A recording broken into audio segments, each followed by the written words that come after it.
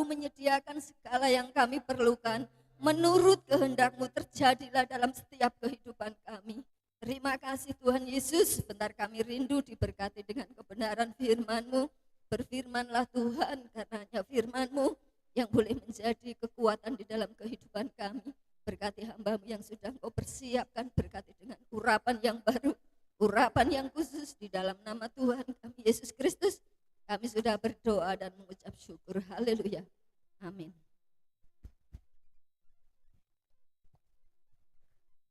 Puji nama Tuhan. Selamat malam Bapak Ibu. Ada haleluya? Haleluya. Ya.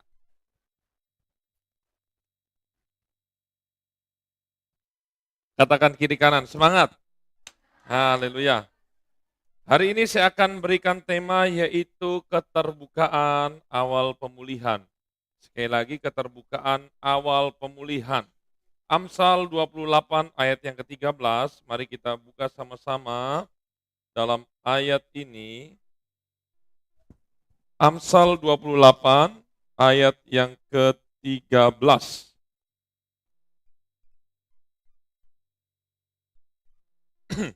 Kalau sudah, kita sama-sama akan membacakan ayat ini dalam hitungan yang ketiga. Sudah dapat semua, katakan amin. 1, 2, 3. Siapa menyembunyikan pelanggarannya tidak akan beruntung, tetapi siapa mengakuinya dan meninggalkannya akan disayangi. Amin. Lihat di sini bahwa Alkitab mengajarkan orang yang suka menyembunyikan pelanggaran itu apa? Kesalahan. Pelanggaran itu apa? Dosa. Pelanggaran itu adalah sesuatu yang tidak baik yang kita seringkali sembunyikan. Biasanya ini muncul ketika anak pulang sekolah ditanyai, ini nilai kamu berapa? Bagus nggak? Bagus. Mana? Oh, hilang di jalan kertas ulangannya. Padahal tidak. Ingat cerita siapa itu? Di kartun? Nobita. Ya, ternyata begitu ketemu nilai ulangannya 0 semua itu di gudang. Nah, lihat di sini. Selalu menyembunyikan kekurangan. Tapi saya mau fokus pada malam hari ini. Tidak usahlah terbuka kepada semua orang, karena ini tingkat lanjutnya harus hati-hati. Ya, tetapi minimal yang saya mau katakan, kita tidak boleh menyembunyikan sesuatu, pertama kepada Tuhan, dan kedua kepada orang-orang terdekat kita. Dan yang ketiga kepada yang kita lihat ketika kita mengalami kekurangan, kesulitan, kita harus terbuka kepada rekan-rekan yang kita anggap rohani sebagai bahan sharing. Nah, Bapak Ibu, arti keterbukaan adalah luapan hati nurani yang murni dan merupakan langkah maju. Ingat ya, keterbukaan adalah langkah maju menuju pemulihan jiwa. Apalagi ini jiwa-jiwa yang terluka, yang sedang mengalami masalah. Tapi sebaliknya, adalah satu bentuk hati nurani yang tidak murni. Ketika kita tidak terbuka, sebenarnya itu jangan-jangan disisipi keangkuhan, disisipi kesombongan. Inilah yang menjadi penghalang terbesar untuk orang bisa mengalami pemulihan, mengalami perubahan. Ketika orang tertutup, ditanya kamu ada masalah? Enggak ada. Ketika berdoa, nggak pernah cerita juga sama Tuhan. Ini orang-orang yang merasa diri bisa, merasa diri mampu, padahal dia tidak bisa. Hati-hati. Nah, yang pertama yang akan saya buka, di dalam ayat ini, keterbukaan adalah awal pemulihan. Coba Bapak Ibu buka di dalam Lukas 8:45. Lukas 8:45, di situ kita ketemu dengan sosok ada wanita yang 12 tahun pendarahan. Yesus tanya ketika wanita ini sembuh, sebenarnya begini, ketika wanita ini sembuh, dia langsung kabur, bisa nggak? Bisa. Penyakitnya tetap sembuh nggak? Tetap sembuh. Kita lihat dulu ya, saya buka dulu. Lukas 8 ayat 45.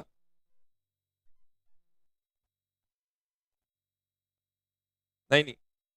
Kata Yesus, siapa yang menjamah aku? Ya, padahal orang-orang ada banyak di situ. Wanita ini ketakutan karena dia menjamah Yesus tanpa izin. Berarti dia sudah melakukan pelanggaran, dia sudah melakukan dosa. Apalagi wanita ini pendarahan, artinya dia tidak boleh bersentuhan dengan orang yang tahir. Hukumannya adalah dirajam batu. Tetapi perempuan ini tidak berdiam diri, tidak menyangkal, tetapi dia berkata bahwa sayalah yang menyentuh engkau. Lihat di sini. Ada hal yang didapatkan perempuan ini. Perempuan ini tidak hanya mendapatkan kesembuhan. Di ayat 48, kalau kita baca, Lukas 8 ayat 48, maka katanya, kata Yesus kepada perempuan itu, hai anakku, imanmu telah menyelamatkan engkau, pergilah dengan selamat.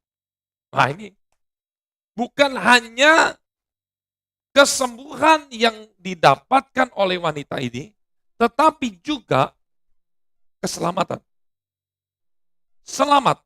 Yesus selalu, setiap menyembuhkan orang, pertama menyembuhkan fisiknya, tapi yang terutama setiap Yesus menyembuhkan orang, pergilah engkau dengan selamat, jangan lakukan dosa lagi. Artinya apa? Rohnya juga diselamatkan. Ini ada pemulihan. Mengapa kita perlu mengaku? Perlu mengakui setiap kekurangan kita. Bapak Ibu, kalau kita tidak mau mengakui kekurangan kita, berarti seumur hidup kita akan diam di situ. Tidak akan mengalami pergerakan maju. Seorang anak dikatakan bisa nggak? Ngerti nggak? Ngerti. Bisa, bisa. Ya guru kasih ulangan, kasih ulangan. Begitu kasih ulangan, nilainya 0 semua. Tidak ada yang bisa menjawab. Artinya ketika anak itu diam, tandanya apa? Tandanya nggak mengerti. Ketika dikatakan bisa, ya bisa, ternyata semuanya bohong. Setelah dikasih soal, ternyata tidak bisa mengerjakan. Hasilnya adalah yang akan nanti. Ternyata hasilnya berantakan semua. Kita seperti orang Kristen yang model-model seperti ini. Tuhan sering katakan, mampu nggak? Mampu. Mau cerita nggak sama aku? Sudah. Ya cerita, males juga agak cerita kita. Kalau mau jujur-jujur males saya cerita sama Tuhan. Ya mau terbuka sama Tuhan. Toh masalah ini tetap ada, apa segala macam, emangnya Tuhan. Jadi kita mulai meragukan Tuhan. Kita mulai bosan cerita kepada Tuhan. Lewat apa? Lewat doa-doa. Bahkan yang paling miris, kita mulai berpikir, Tuhan itu ya antara ada dan gak ada. Tuhan itu mungkin terlalu sibuk mengurusi orang-orang yang lain, tidak akan mungkin punya cukup waktu untuk saya. Nah hal-hal yang seperti ini kita harus singkirkan. Di dalam waktu kita berdoa pada saat Selamat Malam Roh Kudus ini, trik-trik kita membuka diri kita ketika kita menyembah kepada Tuhan, di situ juga sebagai curahan hati. Salah satunya ketika kita berbahasa roh, roh itu akan mengajari kita berdoa. Seharusnya kita nggak tahu bagaimana cara berdoa yang benar, tetapi melalui kita berbahasa roh, dia akan mengajari doa yang benar. Itu seperti kita membuka kekurangan kita, kita membuka apa yang ada di dalam tubuh kita, kita mengakui kesalahan kita, kita mengakui apa yang menjadi kekurangan kita, itu semua terangkum dalam satu doa, di dalam doa Selamat Malam Roh Kudus ini. Atau orang-orang yang belum penuh dengan Roh Kudus, bukan berarti orang itu tidak bisa berdoa.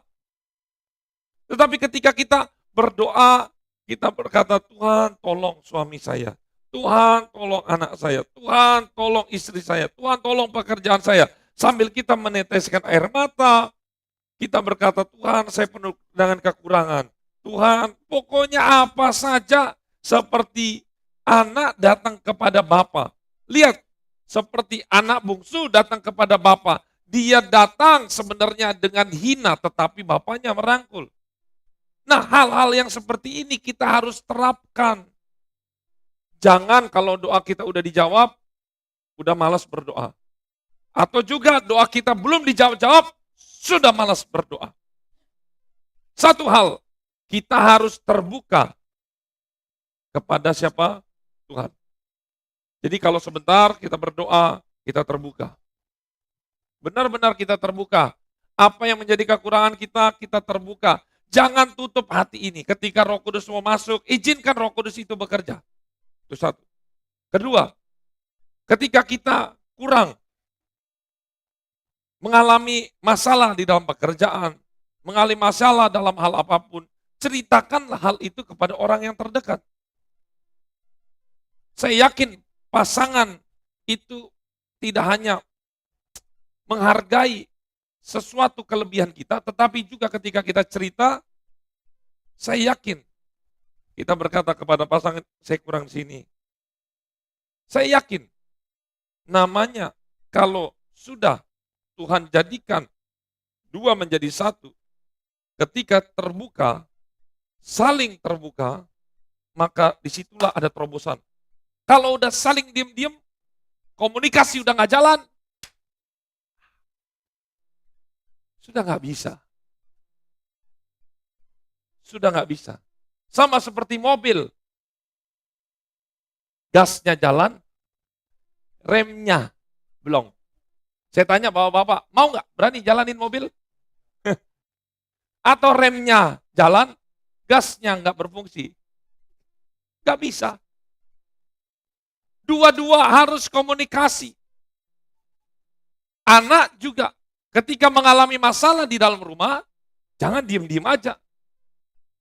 Itulah pentingnya ceritakan kepada orang-orang yang lebih tua, baik secara umur ataupun rohani.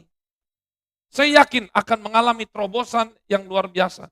Ingat, ketika manusia jatuh dan salah, itu wajar. Ketika dia jatuh pun wajar. Bahkan Raja Daud pun yang dicintai Tuhan, dia berkali-kali jatuh. Firman Tuhan berkata, itu wajar. Tetapi, ada keunikan dari Raja Daud ketika dia salah, dia tidak mau diam. Tapi dia langsung adakan pemberesan dengan Tuhan. Akibatnya Bapak Ibu, kalau ada masalah, diam, maka kita akan menjadi seperti murid-murid Yesus ketika dalam pencobaan. Disuruh berdoa malah tidur. Ketika Yesus ditangkap, semuanya lari. Waktu Yesus bangkit, Yesus ketemu, mereka lagi menjala ikan, mereka hanya terdiam. Malu. Saya mau katakan, kalau kita mau mengalami terobosan, kalau masalah kita mau diselesaikan dan mengalami pemulihan, mulailah satu hal, keterbukaan. Katakan keterbukaan. Terbuka kepada Tuhan, terbuka kepada pasangan, terbuka kepada orang-orang di sekitar kita yang kita anggap lebih rohani. Saya yakin, saya percaya, terutama ketika kita terbuka kepada Roh Kudus, maka Roh Kudus, saya tahu mungkin kita ada orang berkata, kan Tuhan tahu, betul Tuhan tahu. Kalau Tuhan tahu, tidak mungkin Adam dan Hawa ketika makan buah itu, Tuhan ketika datang ke Taman Eden, Tuhan berkata, Adam, Hawa, di manakah engkau? Bukankah Tuhan tahu? Saya mau nanya, tahu nggak Tuhan? Tahu, tapi kenapa Tuhan masih nanya di mana engkau? Artinya Tuhan membutuhkan komunikasi.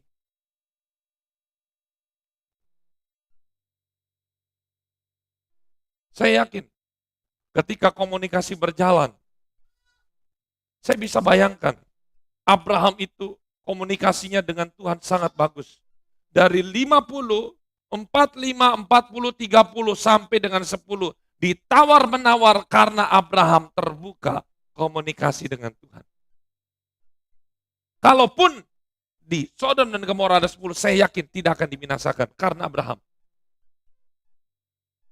Oleh karena itu, mari kita praktekkan. Pertama, terbuka kepada Roh Kudus. Mari kita masuk di dalam doa dan mari kita praktekkan. Kita doakan apa yang menjadi kelemahan kita, apa yang menjadi kekurangan kita semua serahkan, kita keluarkan semua. Biarkan Roh Kudus yang bekerja. Tuhan Yesus memberkati.